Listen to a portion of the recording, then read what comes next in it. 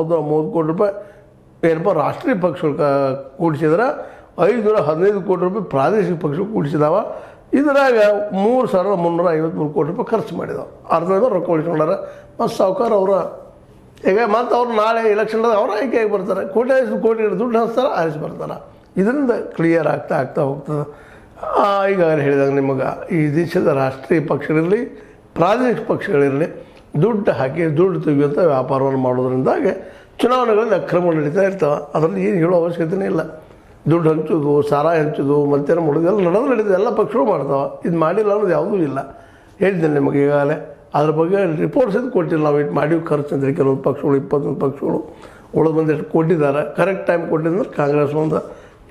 ಯಾಕಂದರೆ ಇತ್ತೀಚೆಗೆ ಅದಕ್ಕೂ ಗೊತ್ತಾಗಲಿಕ್ಕತ್ತದ ಏನಪ್ಪ ಅಂದ್ರೆ ಬರೀ ಸುಳ್ಳು ಹೇಳಿ ನಾವು ಗೆಲ್ಲಕ್ಕೆ ಸಾಧ್ಯ ಇಲ್ಲ ಅಂತ. ಕಳೆದ 70-80 ವರ್ಷ ಆಯ್ತು, 50-60 ವರ್ಷ ಬರೀ ಸುಳ್ಳುಗಳನ್ನ ಹೇಳಿ ಆಶ್ವಾಸನೆ ಮಾಡಿ ಇವತ್ತು ಸುಮ್ಮನೆ ಜನರ ವಿಶ್ವಾಸ ಕಳ್ಕೊಂಡ್ಬಿಟ್ಟದ. ಸತ್ಯ ಹೇಳಿದ ಸಹಿತ ನಂಬುವುದಿಲ್ಲ. ಕಾಂಗ್ರೆಸ್ಸಿಗೆ ಸತ್ಯ ಮಾತಾಡೋ ಸಹಿತ ಬಡಪ್ಪ ಹಂಗೆ ಹೇಳ್ತಿರ್ತಾರೆ ಅವರು ಅಂತೇಳಿ. ಯಾಕಂದ್ರೆ ಇವತ್ತಿನ ಸುಳ್ಳಿನ ಮಹಲುಗಳು ಹೇಳೋದಕ್ಕೆ ಕಾಂಗ್ರೆಸ್ಸಿನ ಆಡಳಿತನ ಕಾರಣ ಅನ್ನೋದು ಎಲ್ಲರಿಗೂ ಗೊತ್ತಿದ್ದಂಥ ವಿಷಯ ಅದು.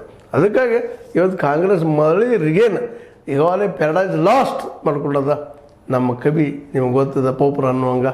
ಆದರೆ ಅದೇ ಕಾಲಕ್ಕೆ ಅದಕ್ಕೆ ರಿಗೇನ್ ಮಾಡ್ಕೋಬೇಕಾಗಿದೆ. ಪ್ಯಾರಡೈಸ್ ರಿಗೇನ್, ಅದು ರಿಗೇನ್ ಆಗೋದು ಅಂದುಕೊಂಡಷ್ಟು ಸುಲಭ ಇಲ್ಲ. ಮನುಷ್ಯ ಕಳ್ಕೊಳ್ಳೋದು ಭಾಳ ಸುಲಭ, ಆದರೆ ಗಳಿಸೋದು ಅಷ್ಟೇ ಕಷ್ಟದ. ಆ ಎಲ್ಲ ನೆಲೆಯಲ್ಲಿ ಈ ಚುನಾವಣಾ ವೆಚ್ಚ ಹೆಚ್ಚಾಗ್ತದೆ ವರ್ಷಕ್ಕೆ ಕಾರಣ ಇಲ್ಲಿಯ ಶ್ರೀಮಂತ ಜನ ಅಥವಾ